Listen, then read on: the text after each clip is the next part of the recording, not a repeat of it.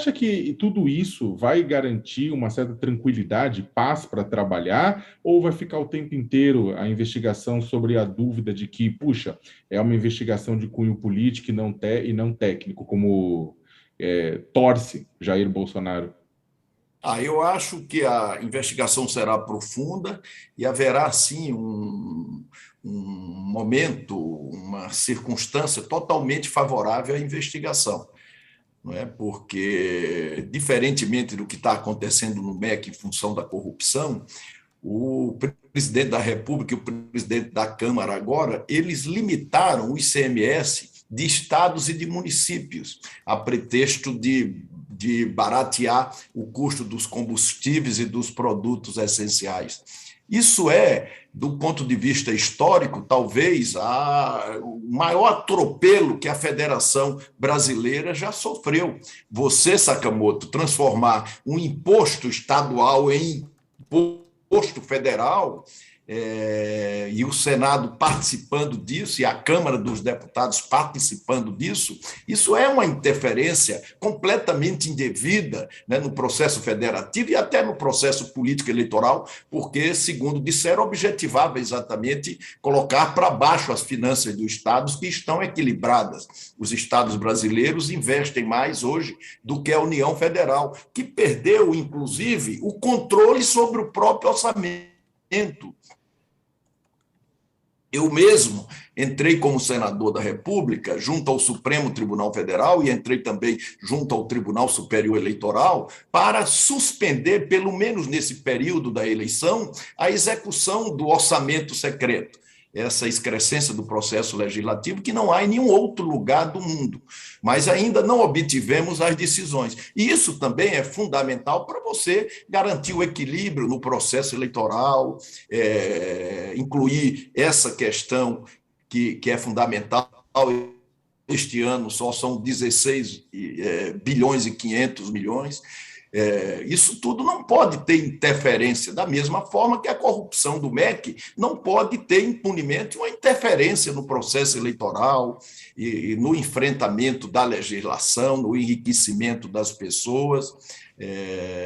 Uma coisa absurda. Essa interferência do presidente da República na investigação, frustrando uma diligência determinada pela justiça, não é? E a declaração do ministro da Justiça de que em nenhum momento havia conversado com Bolsonaro a respeito da investigação, haveria dado aquela informação com relação ao andamento da investigação do ex-ministro da Educação. Isso todo precisa verdadeiramente ser esclarecido para que nós tenhamos a exata dimensão da responsabilidade de cada um. Quando essas coisas não estão sendo investigadas pelo Ministério Público, faz-se essa investigação pelo Legislativo. Eu queria tocar, senador, justamente no que o senhor mencionou aí. Me parece que um grande problema de CPIs, de maneira geral, especialmente neste governo tão polarizado, é que elas acabam servindo de palanque político, palanque de discurso da oposição e muitas vezes não vão ao ponto mesmo. O que há de concreto envolvendo diretamente o presidente da República nesses pedidos de propina dos pastores aí no Fundo Nacional de Educação? Não, em primeiro lugar, o próprio ministro declarou que quem mandou ele receber e ter relação com os pastores foi o presidente da República.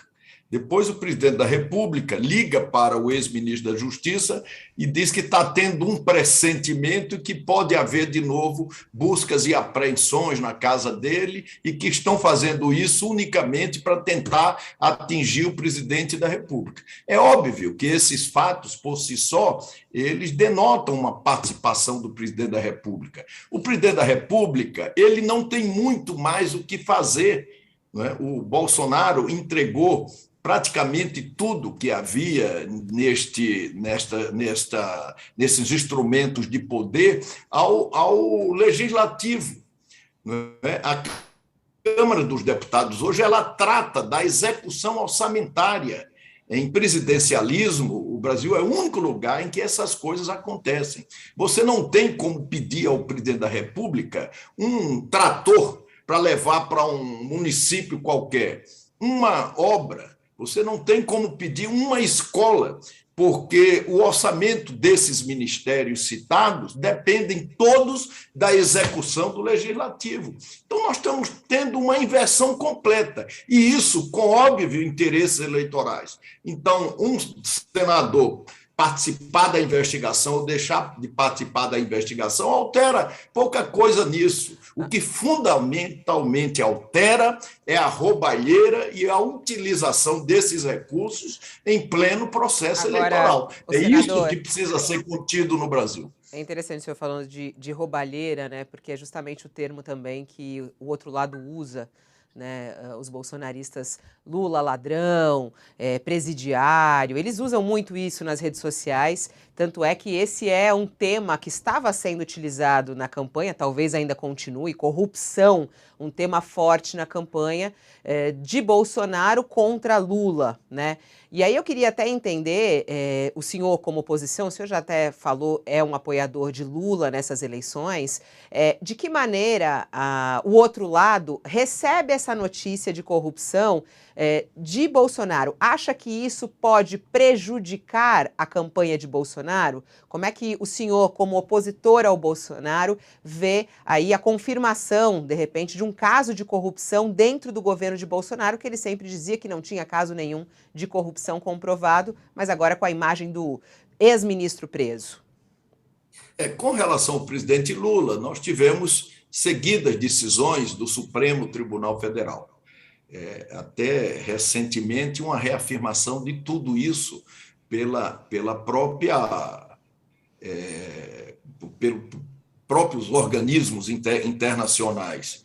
Quer dizer, nós tivemos como consequência também a condenação em instâncias variadas daquelas pessoas que conduziram politicamente a Lava Jato, né? Eu mesmo tive a oportunidade de punir o Deltan Dallagnol na Justiça Comum e punir também no Conselho Nacional do Ministério Público. Então, tudo que eles disserem com relação a isso, eles dirão, né, porque eles são useiros e vezeiros dessa coisa da mentira e do fake news. E do ponto de vista desse debate, que é insubstituível, essa coisa da corrupção, do desvio de dinheiro público, o dia a dia do governo é quem tem demonstrado que é inevitável que nós tenhamos uma eleição no Brasil presidencial, né, com um governo aí afundado em ruínas, cheirando mal em todo lugar que você coloca a mão, esse tema não ser um tema que possa eventualmente ser utilizado em função de precedentes desfeitos pela própria Justiça Nacional. O Bolsonaro ele está vivendo, do ponto de vista da campanha, um momento de muita dificuldade, tanto que ele continua a fazer ameaças. Ele hoje foi a Alagoas, eu não vi ainda no noticiário o que é que aconteceu, mas há 2, 3 dias ele foi a Santa Catarina, no final de semana, e ele continuou a fazer as ameaças, com retrocesso, a querer insinuar que tem o domínio, o controle das Forças Armadas. Quer dizer, ele vive fazendo isso permanentemente, sem que se tome efetivamente nenhuma medida, além de investigar os fatos, como acontece junto ao Supremo Tribunal Federal. Essa eleição é muito importante. Nós vamos ter, talvez, a eleição mais importante do Brasil, onde o eleitorado vai ser chamado a decidir, não entre uma mera proposta de governo, não entre um ideário qualquer, econômico, ou mesmo social, mas vai ter que decidir entre a ciência e o negacionismo, entre o conhecimento e a crença, entre a mentira e a verdade, entre a democracia e pendores autocráticos, tirânicos do presidente da República. Essa é uma eleição muito importante e todos os lugares precisam ser ocupados. Isso não tem nada a ver com a comissão parlamentar de inquérito.